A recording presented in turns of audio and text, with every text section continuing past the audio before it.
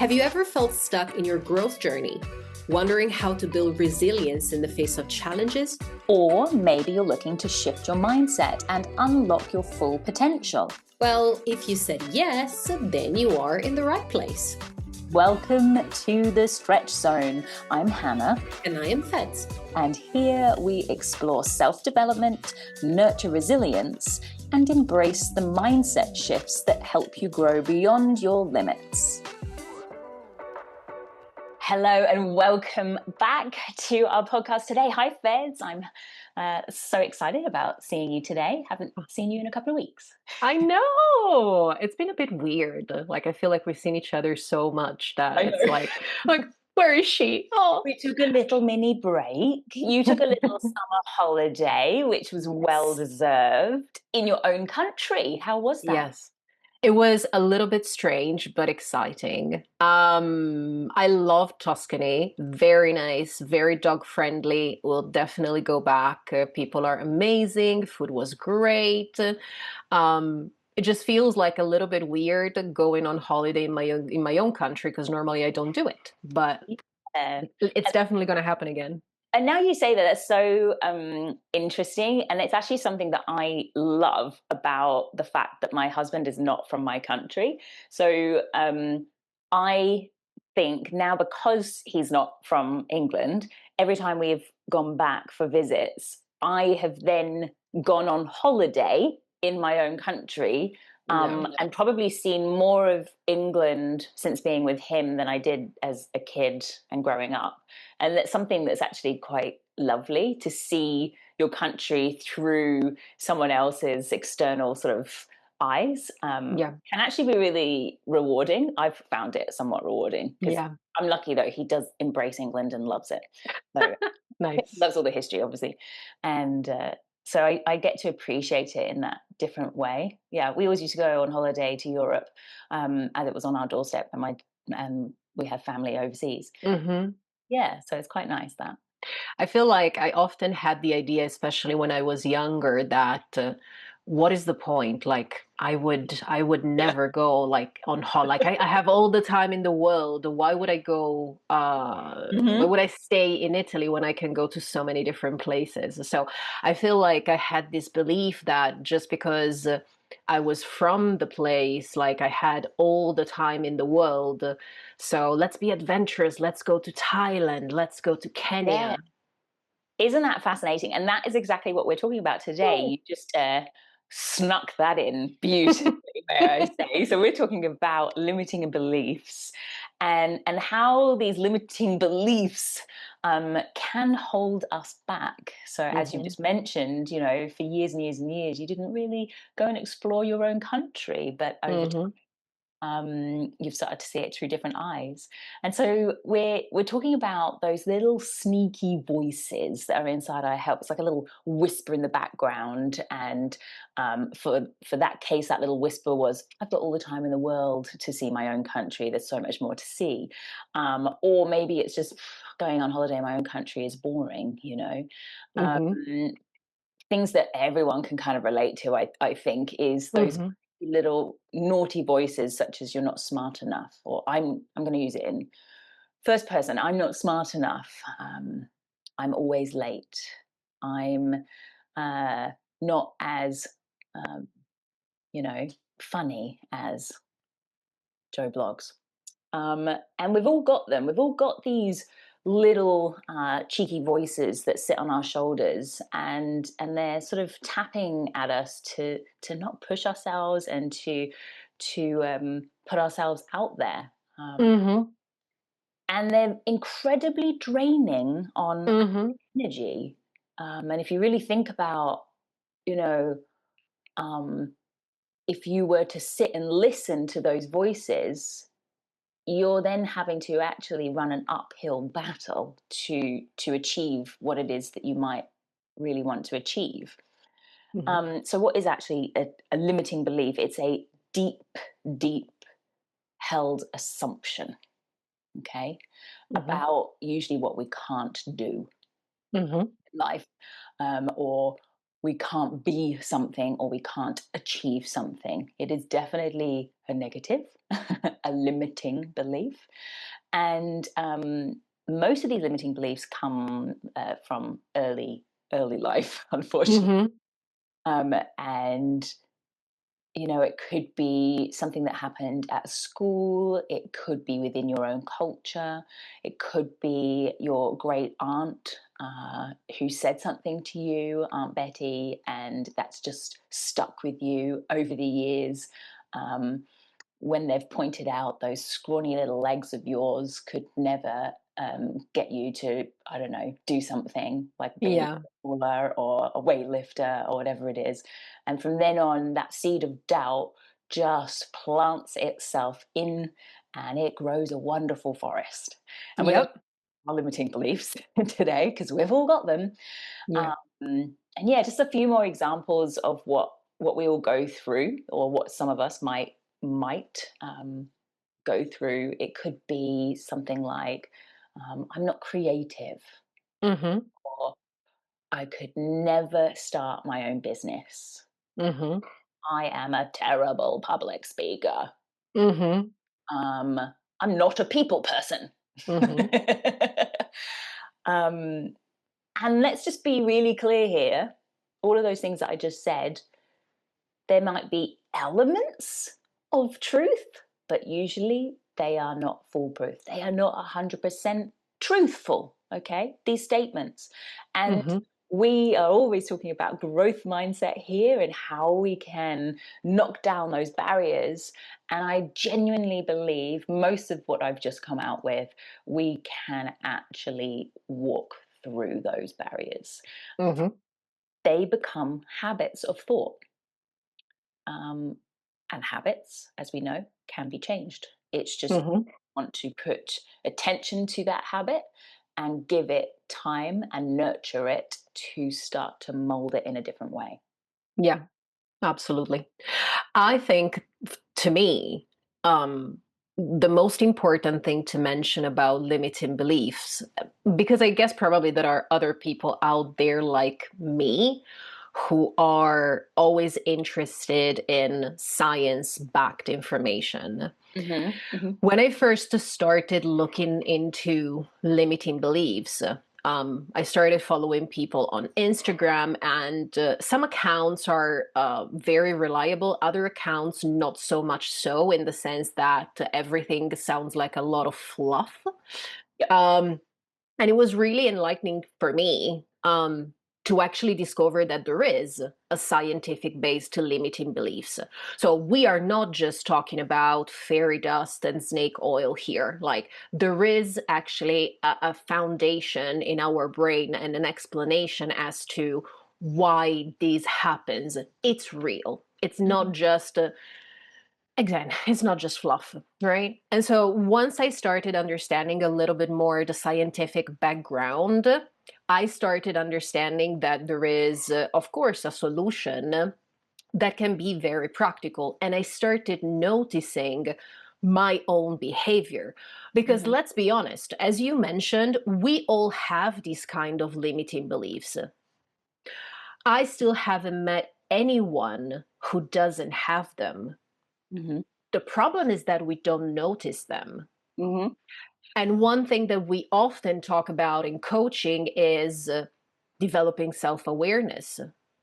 So if you don't know, if you don't notice that you talk to yourself in this kind of way, because it's something that it's so ingrained that you don't even notice that anymore, that's exactly where you need to start. So listen to yourself, listen to your thoughts, notice your thoughts more when you are in some triggering situations. And we're going to talk a little bit about this, but self awareness is fundamental here. number one. Yeah. Now, there are many reasons why our brain clings so much to limiting beliefs. Like, why do we even do this if it's negative, right? And we know that our brain loves efficiency. Our brain doesn't care too much about our happiness. Our brain loves try and be efficient. which also means that once we have a belief, once a belief is installed, it's like a program, it's in our brain. The brain tries to keep it running all the time to save energy. Why would you have hundreds of thousands of different programs when you can have only one? It's Hmm. easier for your brain to go back to the same old belief and say, oh, one limiting belief that I hear all the time is, I will never speak fluent English. I'm too old to learn English. Oh, I can't speak like a native speaker, which that opens a big can of worm, but I'm not going to get into that one. So it's easier. It's safe. We know it. And so we, by default, that becomes our setting. Mm. And most importantly, after we have a belief in our mind, we try to confirm what we believe in. And so confirmation bias is basically the next step. If you think, let's take, for example, speaking English, right? If you believe that you will never be fluent, or for example, people who tell me, oh, I'm not good at English, I've never been good in English. Okay, your brain will automatically filter out everything that doesn't confirm your theory. And so the only thing that you will actually notice is all the mistakes you make, Yeah. all the times you struggle, all the times that you don't remember words that you need. So it is part of how our brain is set to function. Unless we specifically give attention to something different, we will always try to find points that confirm our belief. Yeah. And So this is true. why, and So this is true. why it's also easier to work on this kind of stuff with a coach, because if you are doing it yourself, you will always end up in the same loop, right? I'm not good at English because my teacher told me so when I was 5 years old. And after that, every single test, I was a struggle. I never managed to get more than X grade. So it becomes a self-fulfilling prophecy, right? Yeah. So what happens is also that your identity starts shifting. If your teacher came to you when you were, I don't know, 5 year old, 6 years old, 7 years old, primary school. Luckily, I've never had teachers like this, but I work with a lot of clients who had, unfortunately, teachers like this, and they come to me saying, "Oh, my teachers always told me that I'm terrible in English." Mm. Well, you're going to start build a self-concept that matches whatever you believe. So if you are the loser when it comes to languages, if you think that you are incapable of learning languages, you are going to act accordingly. And I see this all the time. If you think that you are not good enough in English, you are not going to put a lot of effort into it. You are not going to challenge yourself. You are not going to push yourself to the next limit. You're just going to be very still, waiting for the prophecy to happen. So that's pretty much what happens. So your identity is strictly connected to what you believe in. Now there is a good news, which is that our brain can rewire itself. So neuroplasticity is a thing. The brain is plastic, it can change. We can unlearn and we can learn new notions, new ideas, new concepts. So going back to the idea of the forest that you discussed at the very beginning, we can start little by little trying to tidy up a little bit the forest, remove some plants that we don't need, put down a seed of maybe something else that we want to see in the forest. It really becomes an action rather than just a waiting process. People think that self-limiting beliefs, and in this case, for example, self-confidence, comes magically. Mm. I'm gonna wake up one day and I'm gonna realize that I can speak fluent English, but they don't truly believe that they can do it, and so they don't put any effort into doing it, and so Mm. nothing happens. Mm. So You need, let's say, a mental software update in that sense. You need to start listening more, noticing more, and change all of these narrative that is going on in your brain, pretty much. Um, I speak about limiting beliefs all the time in my job. Probably, I feel like I've explored this kind of situations very often, but I'm curious if in your field, what Yeah. kind of limiting beliefs people have. Yeah. So those who are new to listening, Fed's has been a language teacher for many, many years, and also is a mindset coach. And my background is in yoga and body movement, body therapies, and now I'm a coach for people who are moving overseas, are moving interstate. And if I go back to the body work, um, classic. I'm a yoga teacher. I've been a yoga teacher for 14 years, and come on, everyone's heard this, even from friends probably. I'm not flexible enough to do yoga is literally the biggest bull I've ever heard. And I'm like, you are the person that must go to yoga. And I just go, and they'll say things like, but I can't touch my toes. I'm like, bend your knees. Can you now touch your toes? And they don't get it. They're just like, what does that mean? She must be taking the mick out of me. And I am, I'm jesting. But the thing is that it isn't about that. There's such a big misconception about what yoga is. Yoga is not for flexible people. Yes, it's easier for flexible people, but there's also too much flexibility, by the way, just to let you know. And when Mm-hmm. you've got hyper flexible people, it's just as bad as not flexible people. So that might be Mm-hmm. interesting for some people that really have no concept about what yoga is, and why you might be stretching. But I always think that yoga and stretching and Pilates is just a wonderful complement to anyone and everyone. I'm not in the belief that yoga fixes everybody and cures cancer. I'm not one of those people, Mm-hmm. don't worry. Um, but I am in belief that yoga it's just a complement to everyone, and I'm all for accessibility, and Mm-hmm. accessibility means we adapt how we move. You know, people can be doing yoga from a chair. You don't have Mm-hmm. to be doing what you see on Instagram. And unfortunately, Mm-hmm. Instagram has created this belief that you're doing handstands and the splits in your first class. That is not correct. And if that is correct, you're in the wrong class. Don't go to those ones. But the majority of us could really do with a little bit more mobility. So when I start to Mm-hmm. change it into mobility, it's just a different word. Okay. Mm-hmm. Creates mobility. Wouldn't you love to be able to actually tie your shoelaces without there being a whole big kerfuffle about it?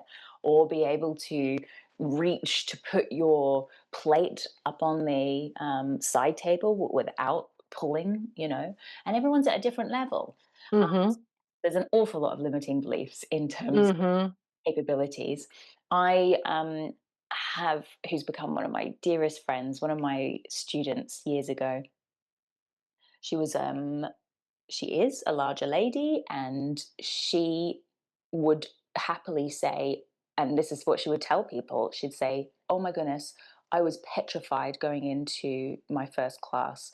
And I used to teach in Brisbane, and I taught very frequently aerial yoga from a hammock. But the way that I have been taught, and my speciality is actually yoga therapy using the hammock. So it's not lots of tricks and things, although we could do tricks. And she came to class one day and was petrified, and she would quite happily tell you, oh my goodness, I never thought I'd be able to do, what she ultimately ended up doing. And over time, working with her, and then working one on one with her, we could break down those limiting beliefs about what her body was capable of doing. And gosh, she could fly. It was amazing to watch someone put the time, the energy, the Yeah. neuroplasticity, and it's there Yeah. for changing habits. And Yeah. she would literally say, finding aerial yoga has broken down the limiting beliefs of what I thought I was capable of Yeah. doing. Yeah, which was amazing. But yeah, it took time from her, and it took realization, it took courage from her to do it. Yeah. What about you? What limiting beliefs do you hold true? I Kind of. mean, as you mentioned earlier, being a language teacher. Mm. So I started as a language teacher, although right now I don't like to define myself as a language teacher anymore. So I'm actually Correct me on that. struggling. No, no, I'm actually struggling because I've met people since I moved back to Italy. Yeah, And it's actually hard because when people ask me, what do you do? yeah. The easiest, quickest answer is I'm a language teacher, I'm an English teacher, but I'm actually not just that. Actually, that's just like a little part of what I do. But the biggest limiting belief that I've seen is people thinking they are not good at languages. People Mm. coming to me and saying, "Oh, I'll never speak English fluently," and English is my second language. Um, it took me years to get where I am now, Yeah. and I still have to practice. I still have to keep the language active. My Mhm. brain is a muscle, right? But a lot of people have this idea, and sometimes they talk to me, and some of my clients are like, "Oh, I really want to talk to you. I want to be as good as you are." And I'm like, "Okay, work then." Because that's exactly what I did. Like you need to find, and that's what I help them with. You need to find habits, practices that are suitable to you, that are good for the kind of learner you are, the kind of motivation you have, the kind of Yes. needs you have. And that's not what a teacher does. When you Yeah. walk into a class and there is a teacher, and this is most language schools in the world, you get to do an initial test. They find out your level and they just slap you in a class doing whatever 30 other people are doing. That's not that, in my opinion, that's not useful, and that's not what really is going to change the way a person thinks, right? Yeah. Yeah. And so the limiting belief is actually sustained, and it Yeah. continues Yes. because there are people out there working in a certain way. And so when people think, "Oh, I'll never be fluent in English, I'm not good at languages," right? The very first thing that I try to work on is their habits. How do you practice? What do you do? Because if you never do anything in your day and you only practice English 1 hour a week with me, Yeah. this is not going to change your limiting belief because you are not going to progress. You are not going to build a healthy relationship with the language. You are actually not putting in any effort whatsoever. And then we go back to the self fulfilling prophecy. You Mhm. are confirming to yourself, not that you are not good at languages, but simply that you are not putting the effort. You know, Yeah. it takes awareness to understand exactly this point. So that's the biggest limiting belief that I've been working with. Personally, I have a similar story because I've always thought that I've always been terrible with numbers. Hmm. Always. Like, numbers are not my thing, right? But actually, you know what? If I think about it, I'm not that bad. I could be worse. And one of the things that I actually want to do in the next month, in the next few months, is getting back into mathematics. And just as a kid would Yeah. learn, I want to try and do it for myself because I truly believe that I had the wrong teachers. And I've never really had someone who could explain mathematics to me, numbers, in a way that it's brain friendly for me. Yeah. And that's fundamental. Now there are other limiting beliefs that maybe are not connected to knowledge. So let's say, for example, when people say, oh, but I'm not an active person, I don't do sports, Yeah. you know? And so what do? You don't go to the gym. Just don't do it. And Yeah. so because you don't go to the gym, you are activating this idea, right? That you actively tell your body that no, you're not an active person. So whatever your limiting belief is, and we all have some, you actually want to do the opposite of what your brain tells you. Like the other day I went to the gym and I did a CrossFit class because now I started You're now doing this, right? you're obsessed with CrossFit these days. Well, so I normally do a slightly different kind of class, Yeah. but on that day I was like, okay, it's early. I want to go and try and do CrossFit. Let's try and do it. And Yeah. I kid you not, at some point I was doing whatever I needed to do. And in my mind, I thought, no, I can't do this anymore. I'm too tired. I just don't have any more energy. Yeah. And as soon as I thought that, I told myself, no, what are you talking about? Give yourself a moment and then get back into it. Luckily, I was also surrounded by amazing people. There was this person in front of me who is actually also very well experienced, and so he knew that I was a newbie, and so he turned around and he was like, okay, you got this. He counted back, like he counted, like, he helped me basically getting through the Yeah. whole thing. And as soon as I finished the exercise, I was like, see, you had the energy to do this, you could do it, you just didn't believe that you could do it. That's really interesting. You've just made me think about this, and we've been talking quite a bit. And what you brought the attention to was a cheerleader. Mm-hmm. And where I'm going with this is that we quieten our own cheerleaders when we're Mm-hmm. constantly doing the limiting belief part in our brain. So we're talking the Mm-hmm. negative, I can't, I can't, I can't. And I think that we can get really practiced at just losing our inner cheerleader. And some people have never had an inner cheerleader. Okay. Mhm, mhm, So I think what you've come up with there is really a step that helps all individuals, is finding an external cheerleader for certain things. If you can find one person that just gives you that little mini boost, um, that says you've got this, usually mhm. things just start to turn around. And then Yep. over time we can start to practice that inner cheerleader. Because I'm just thinking about when, because by the way, I've had a million limiting beliefs through my life about all various things, but that was what I sort of visualized as you were talking about it. You were talking about, I'm in CrossFit, and CrossFit are very well known, or that type of workout is very well known for community vibes, right? Mhm, mhm. And if you are someone that lacks inner cheerleaders, or lacks lots of people around you, or even one person Mhm. around you that can cheer you on, then you should go to a CrossFit session just Yeah. to experience what it's like for someone to yell at you, "You've got this." Yeah. And just that little tiny boost, wow, it changes Mhm. everything, Yeah, doesn't it?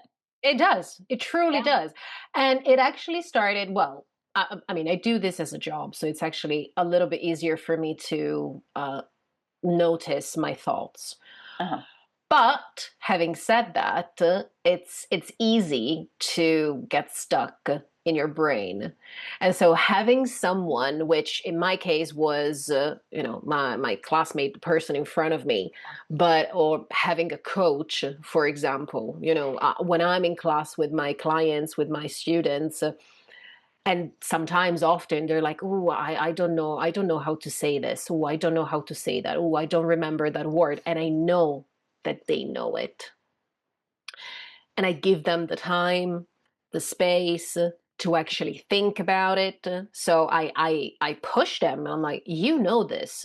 Give yourself some time, but you know this. And they actually remember whatever they want to say.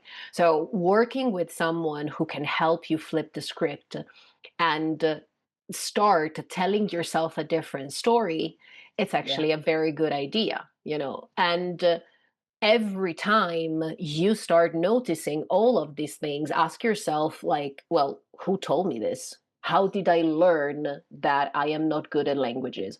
Was it one of my teachers in primary school? What? Why do I need to believe that? Do I agree with what this person told me or not? Like, Mm, question what you believe. Just because you believe it, it doesn't make it real. It doesn't make it true. yeah, yeah. Really, could be really powerful to just take some of the ownership off how you have described yourself for many, many years. Yeah. And I think the hardest part is to look for evidence of the opposite. Yes, that is definitely tricky and something that we encourage our clients to do regularly. And you just mentioned it there, it's about offering them space. And so as a new coach, I remember wanting to fill that space and then just cheer them on. So just to let you know, in coaching, we actually aren't there to just say, you've got this the whole way through. We're not holding your hand to do that. It's still relevant and beautiful to do that when necessary, but it isn't our job to just be like, you've got this, you've got this, you've got this. Mm-hmm. But the beauty of coaching, and something that was very intimidating as a new coach, was to offer space. Mm-hmm. We can offer you space, or if someone's offered me, held space for me to really ponder and think, okay, how can I reframe this? How can I look at this from a different point of view? And it won't happen Mm-hmm. tonight. It's not like you're just going to get Mm-mm. the um, but it's something to just keep coming back to, keep coming back to. And again, the beauty of coaching is that reflection back of Mm-hmm. language and the thoughts that you're having. Mm-hmm. Mm, One of the most common pieces of feedback that I get after I've got questionnaires and feedback and testimonials back from my clients, I think without a doubt, the thing that comes up the most common is, um, you've helped me reflect back what I've been saying, and I didn't realize I thought that way, Mm-hmm. Mm-hmm. or see that that was the they're not necessarily using this, but that was the thoughts. I'm going to say it. That's the language I've been using. Yeah. Um, I think it's one of the most powerful things for people to Mm-hmm. back the Yeah. actual they're saying. Yeah. Language is incredibly important. And I think when we have a limiting belief, we tend to be very sharp and direct. I'm not good. Hmm. I'm not good at something. I'm too old, right? We tend to have a very negative approach to the language we use. The problem is that when we try to do the opposite, we don't do the same. So often when I do this exercise with my client and I'm like, okay, so you just said that you are not good at English. Hmm. Let's try and flip it. Let's try a different kind of language to turn this into an empowering belief. And everyone is always very shy. They're like, oh, I think maybe, perhaps I can try. I might try. And I'm like, no, no, no, no. This is not how we work. Not in this way, but the point is, whenever you are trying to flip the script, whenever you are trying to use a different language, be intentional. It's not that you are trying, you are becoming a better speaker. I So that's it am, right there. Really important. You are becoming. yeah, So exactly. important. It's not. And by the way, just to be really clear there, if you were thinking, well, what's the opposite? I am a good speaker. It doesn't necessarily mean that it has to be quite as, ugh, but you are becoming Yeah, a speaker. yeah, It's still totally the opposite in terms of I'm a bad speaker. It's yeah, about showing the effort, the energy, that this is your second language. You are becoming a yeah, fantastic. yeah.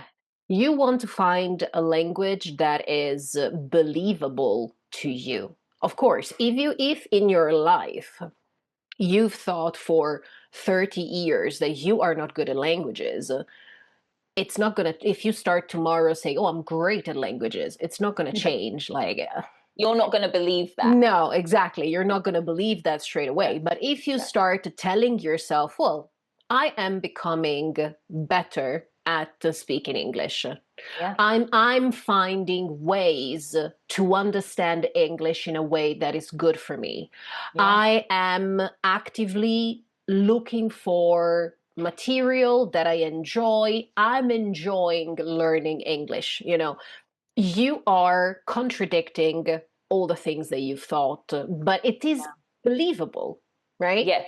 You Yeah. want to find something that is believable. And let's not forget that we need a lot of repetition. People don't Yep. like this. And I'm sorry, whenever you read those kind of coaches and teachers, oh, you get results after one session. No, you won't. No, you won't. I mean, I'm sorry. And if you do, you're probably going to have a change. I mean, you're going to experience some sort of change for like the next 2 or 3 days, and then you're going to revert back. These are rewiring brain takes time. How Yeah. long did you need to become the person you are today? Mm, mm. So what makes you think that you are going to change it in one session? Yeah. It's not going Absolutely. to happen. Absolutely. So take your time. That's Take one of the best suggestions that I can give. Absolutely. So interesting. So interesting. I'm just sat here thinking about all those limiting beliefs that I've had to try and push through over the years.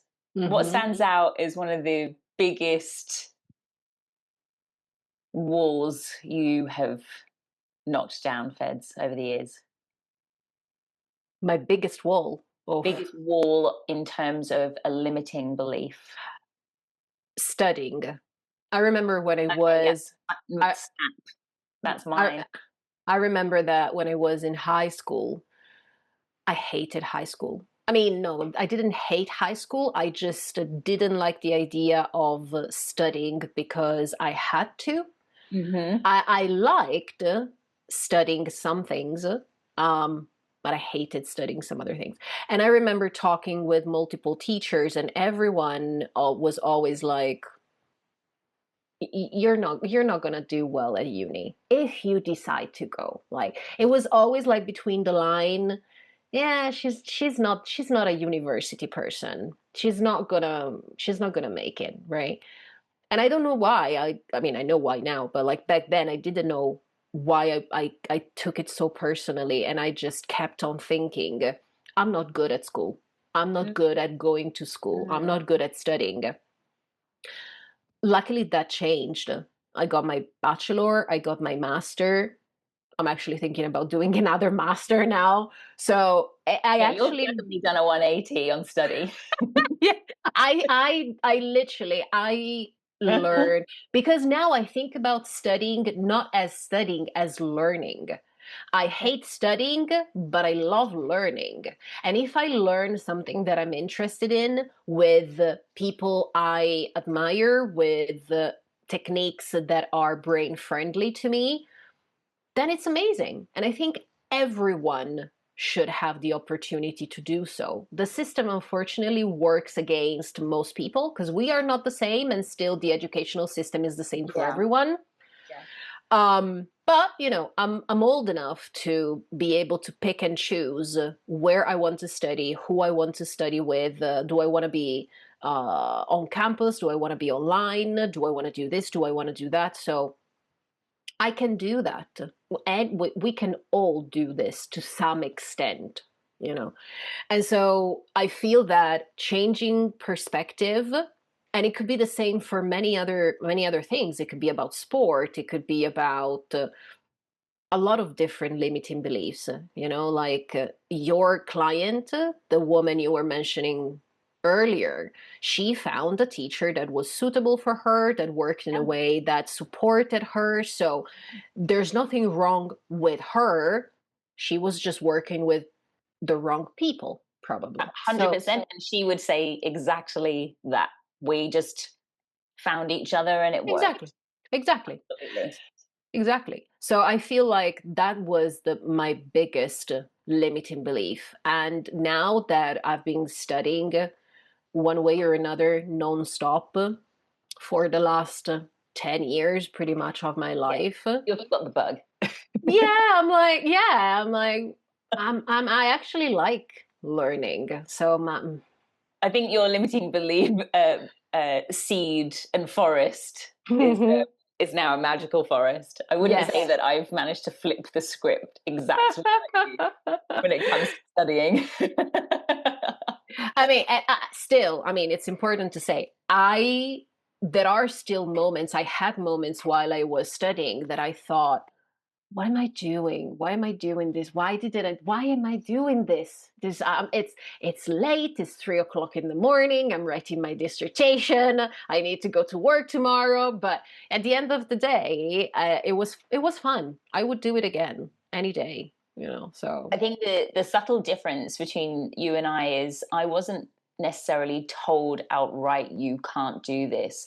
My story is that I'm quite dyslexic, and so the regular school system definitely didn't work in my favor. I was just very lucky that my older brother also dyslexic, so by the time they got to me they were like, oh yeah, Hannah's also dyslexic. So we were kind of on it earlier at a young age, which meant then I got extra help and things when I needed it. And then I I think quite early on, because I definitely say I'm not good at study. That's definitely a phrase that I throw around quite a bit. I find I probably say I'd slightly change it now. I say I find studying challenging. That's mm, probably how I have rephrased it over the years. hmm But what I've found is that I just need space. So yeah, I'm not someone who can do a million things all at once. So I'm someone that just very slowly plods through. Okay, I'm going to achieve this year or in this space of time. Then I'll add on this. Then I'll add on this.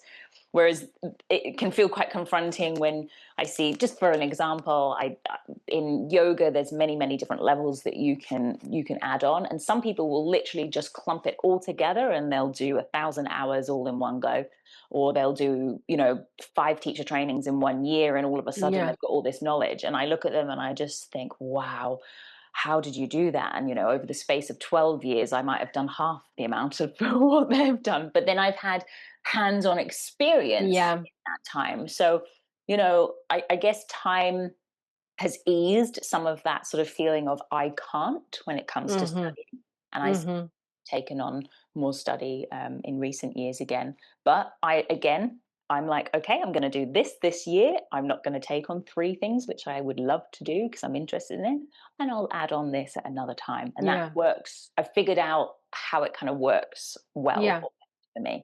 Mm. yeah.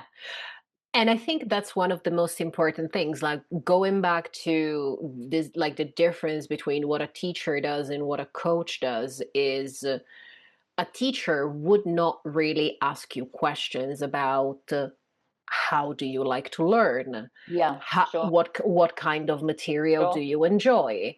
Yeah. Do you prefer reading? Do you prefer watching? Do you prefer listening? Do you prefer something else? Like as learners, I felt very uninspired. Going to school just simply means that you have to fit it in a system that, if you are lucky, you can It thrive, works. but most of us struggle for one reason or Yeah, another. I And agree. so, like, when I start working with my clients and I ask questions like, okay, so how do you like to learn? Mhm. Most people have no idea what to say. Like, what do you mean, how I like to learn? Like, oh, what kind of materials do you like? They actually need to take some time to actively think, well, I don't know. I never thought about that. I don't know what kind of learners I am. Yeah, yeah, yeah. So, take your time if your limiting belief is in not necessarily just knowledge, but I'm thinking like sports, right? People are just like, "Oh, I'm going to go to the gym because it's cheap and everyone goes to the gym." And I'm like, Everybody else does it. Yeah. but do you actually like it? What Nope. kind of exactly? So what kind of sports person are you? Yeah, 100%. I help Like, some of my clients through all of that stuff, actually. And it is so fascinating that people just go to the gym and everybody says, I hate going to the gym. It's like, there's so many other things that you yeah, could do. Let's think yeah, about that. yeah. And Yeah. I think it's like an idea applicable to pretty much everything and anything. Like one of my limiting beliefs at the moment is I don't know why I convinced myself that I'm not good at cooking. And I guess it's simply probably because I don't like it. I just don't enjoy cooking. But then I'm wondering, is it true? Or maybe is it because I've never really learned how to cook from someone? I've never really had, some of my friends have great memories with their grandmas, with their nonnas, making pasta on a Sunday afternoon. And I'm like, nah, no one cared in my home. Like food is just food. And so I'm actually thinking, is it really something that I don't like? And so I created this limiting belief, or maybe I could learn and find my way of appreciating cooking, you I've got know? to say, Feds, I have clearly a limiting belief, which is a cultural bias that all Italians, especially Italian women, can cook. So to No, hear an Italian woman say this to me feels like it's going against my own beliefs.